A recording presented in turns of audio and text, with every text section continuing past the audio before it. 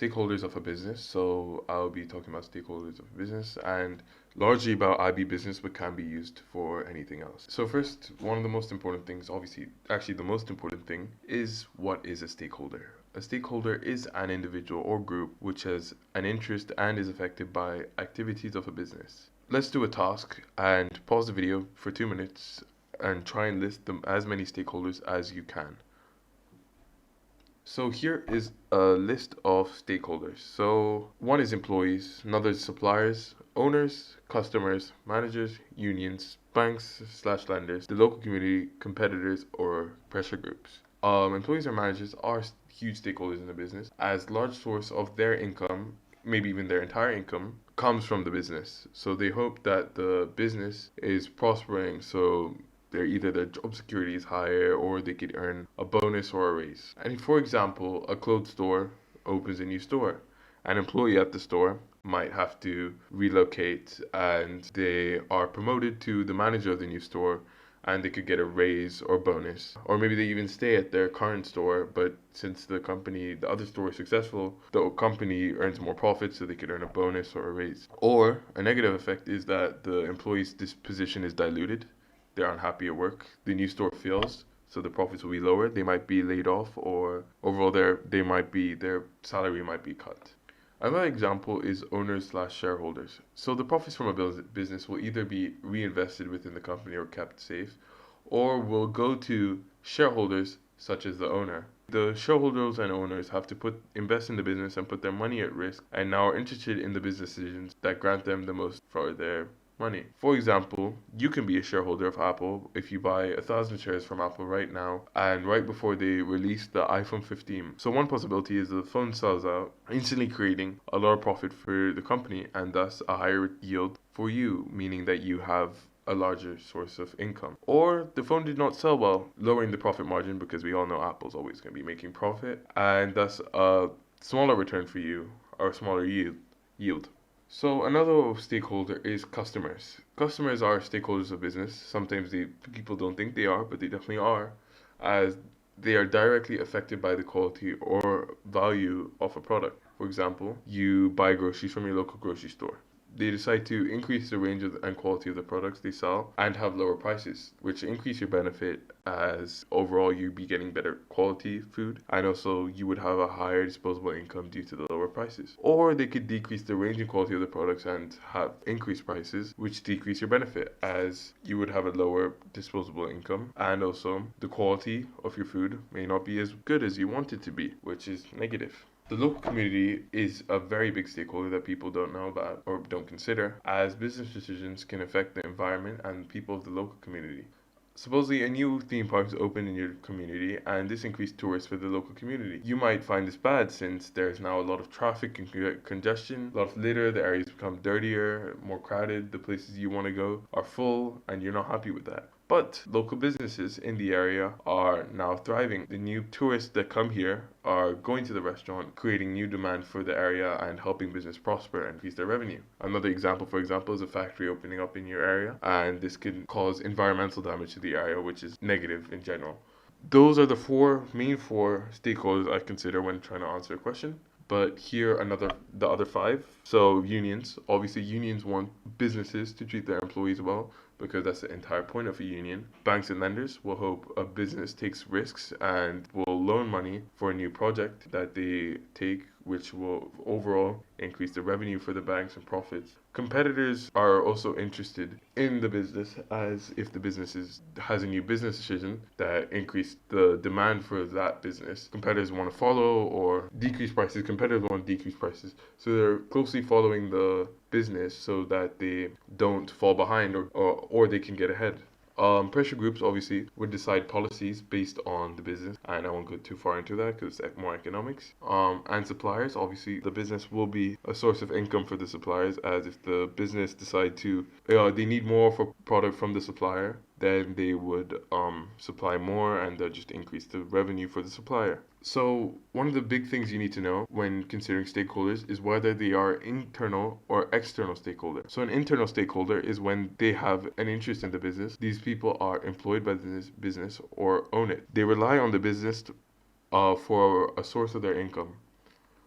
External stakeholders, so they are individuals who have a less direct interest in the business, but than a internal stakeholder, but they still are interested in how the business is doing, how they're operating, and all the decisions they are taking.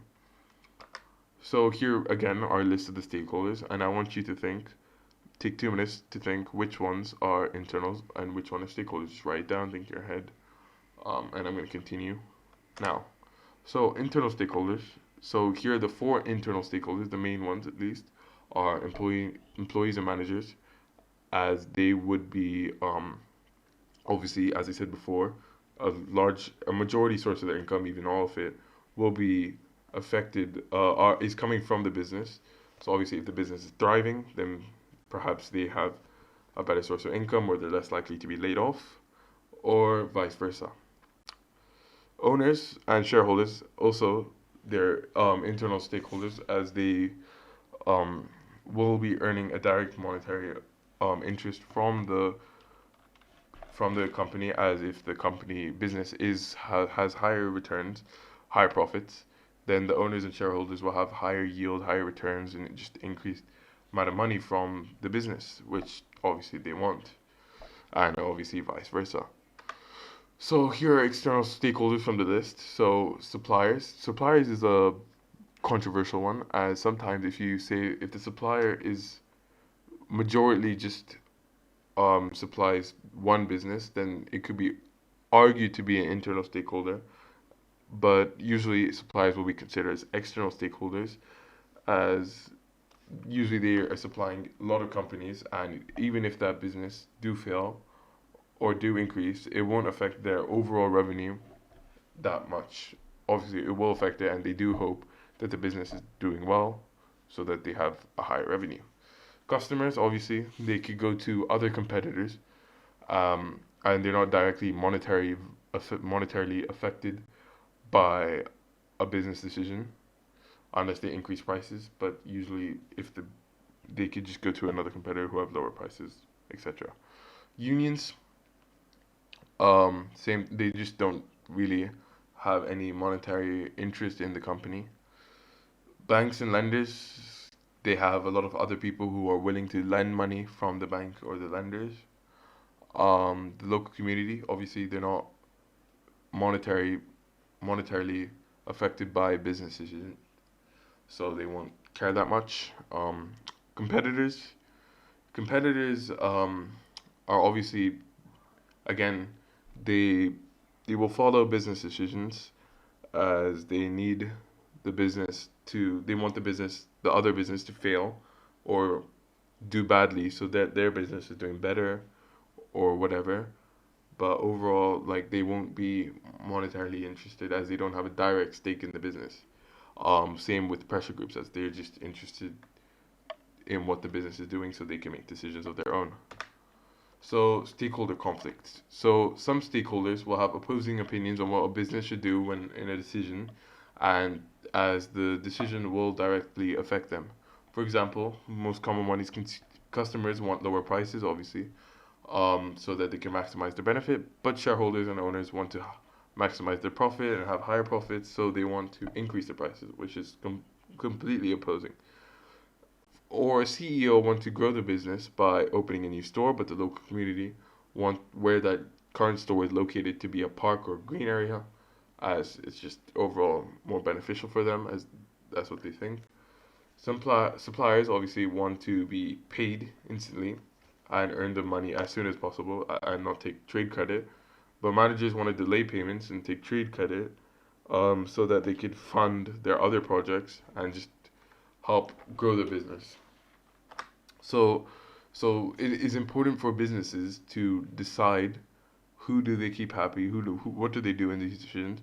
So one thing they use is the stakeholder analysis matrix. So on the y-axis you see power from low to high, and you see interest from low to high on the x-axis. So in the low power, low interest, um, what they do is they monitor the stakeholders in this quadrant with minimum effort. Then there's a second quadrant, which is the keep informed, which is high interest but low power. So they obviously really want to know what's happening with the business, but they can't do much about it. So high power and low interest is just keep satisfied, as they could really affect the business, but they don't care that much. So if they do decide to do something, which is unlikely, you need to make sure they're satisfied. And then the high interest and high power, you need to manage closely and make sure they're happy, because they could affect the business by substantial amount.